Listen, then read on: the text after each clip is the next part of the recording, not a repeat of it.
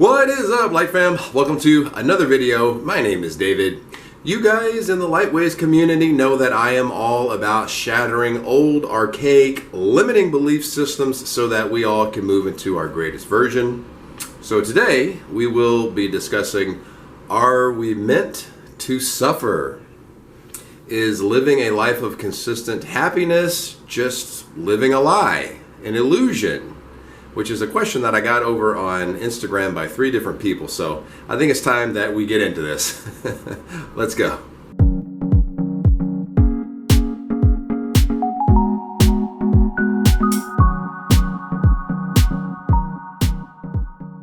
If you are new to the channel and this type of content resonates with you, please smash that notification bell so you don't miss the twice weekly spiritual tutorials that I post. Also, remember to have a look around in the description box below. We do have a free 30-minute guided meditation on abundance for you. You can also sign up for one-on-one coaching as well as order a personalized video addressing your specific spiritual stumbling blocks. Let's get into the video. Are we meant to suffer? Is being happy consistently just living a lie?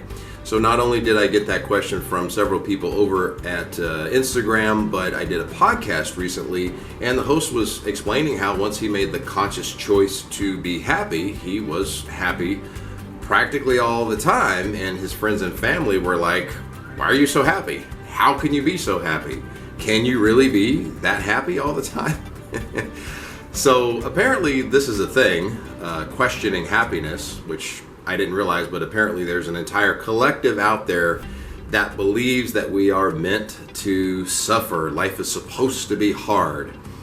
I have a big issue with the phrase supposed to be and meant to be because it implies judgment, it implies condemnation, it implies atonement, and the universe just does not work that way.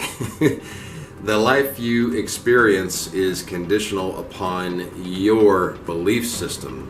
Your life will be whatever you decide it to be because your life is subjective to your inner belief system. If you're not waking up every morning with the inner belief system that I live in a friendly universe, the universe is always conspiring in my favor, I love my life, I'm grateful for my life just keeps getting better and better, then you are not taking an active role in creating the reality that you wish to experience. So that's going to mean one of two things. Either A, you're basing your beliefs about life off of what consistently shows up in your reality, which if you're not on the frequency of believing for the best to show up, then you're not going to experience that, which is a form of mental laziness, let's be honest. Or B, you actually believe that you are supposed to suffer and you have to atone and all of this.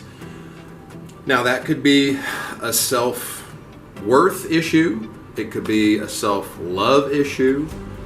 Maybe you were indoctrinated by the fear-based religions to believe that man is bad and we must suffer and we must atone on this earth, which is just hell, and only after you die do you experience this paradise and this peace. No, sorry, I'm not believing that. Life is what you believe it to be. Now that does mean if you believe that you're supposed to suffer and atone, then that will be true for you and you only. That's your subjective truth. But it's not an objective truth, which means not everybody has to experience that, including you. So if you just stop believing what you've been told to believe, and believe what actually does serve your highest good, then that is actually what you will experience. All you have to do is set that dogma down like a bag of bricks and move forward with the new inner belief system that happiness is the whole point of life. Happiness is a vibrational match to the omni-intelligence that runs the entire universe. So technically, not being consistently happy, that's actually living the lie because you're out of vibrational congruence with the true essence of divine source, of which you are a part. So this topic reminds me of a kind of a rebuttal video that I did after I was shamed for being one of those light and love people, which you can go watch right here. It's called Spiritual Delusions. But that video was a great supplement to this video because it'll help you kind of tie up all the loose ends and give you the whole picture. It takes the same amount of mental energy to think a negative thought, to worry, and to expect the worst as it does to think a positive thought and expect the best.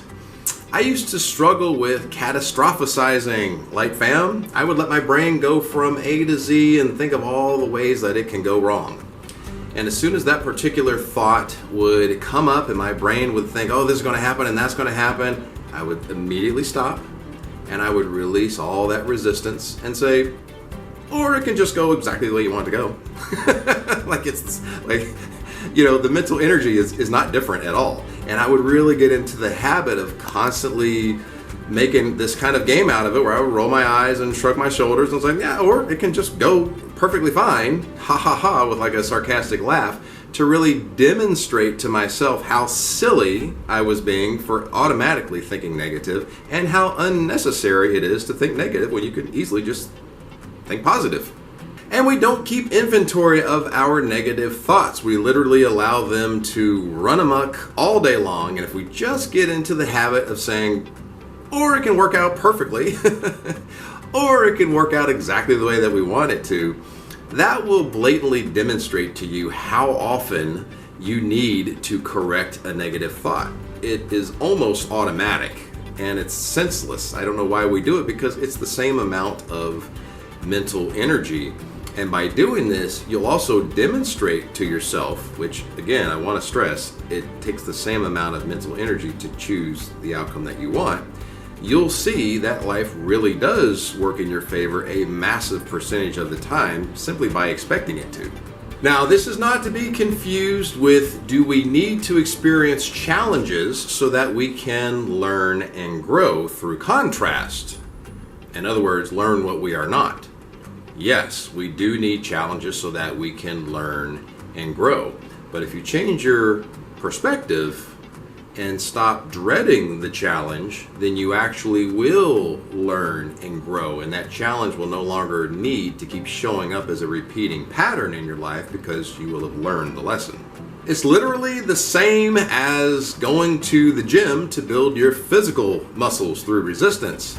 If you dread it and you hate it, the gym is a place where you're going to see minimal results and not really progress because you don't want to be there.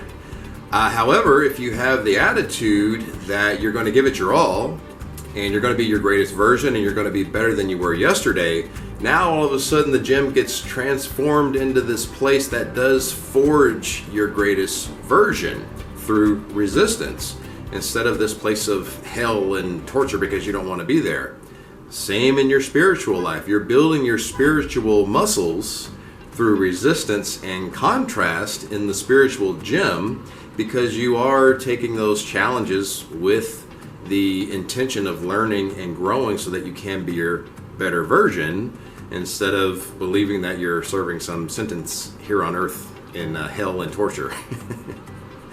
So experiencing that resistance and contrast is what you actually chose to experience before you decided to incarnate. Now, question of the day. Do you believe that happiness is our natural state as spiritual beings? Or, nah, life's a bee and then you die? Leave those comments below. I would love to get an open discussion on this one, Light Fam.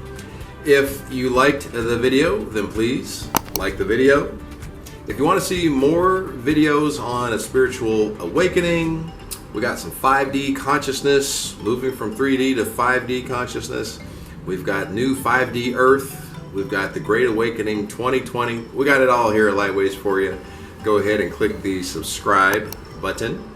Also, remember to add me over on Instagram _Lightways. I do answer a lot of questions over there as well.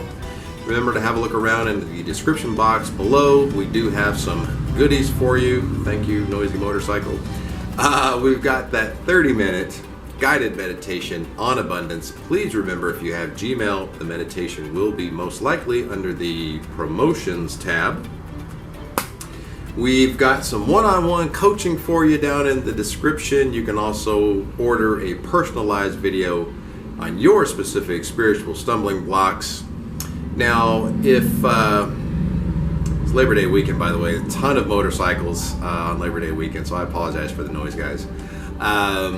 If you know anyone that believes they're chained to this earthly plane to suffer and to atone and be miserable, please share this video with them. Let them know that is a belief system that they do not have to adhere to, and happiness is their birthright. I believe that is it for me, guys. I will see all of you in the next one. As usual, light, love, and abundance to all that are watching and to all you love. Peace, guys.